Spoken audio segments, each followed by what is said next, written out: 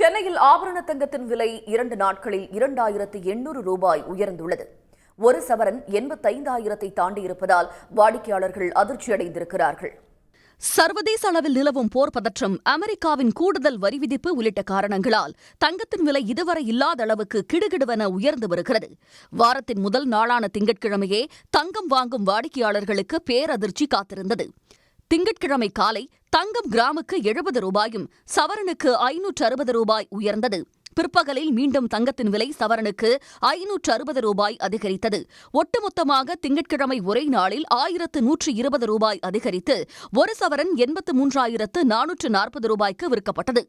இதன் தொடர்ச்சியாக இரண்டாவது நாளாக மீண்டும் இருமுறை விலை உயர்ந்து தங்கம் புதிய உச்சத்தை தொட்டுள்ளது.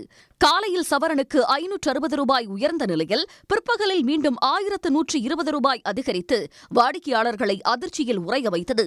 ஒட்டுமொத்தமாக செவ்வாய்க்கிழமையும் ஒரே நாளில் 1,680 ரூபாயும் 2 நாட்களில் மட்டும் 2,800 ரூபாயும் தங்கத்தின் விலை கிடுகிடுவென உயர்ந்துள்ளது. தற்போது சென்னையில் ஆபரண தங்கம் சவரன் 85,120 ரூபாய்க்கு விற்பனை செய்யப்படுகிறது.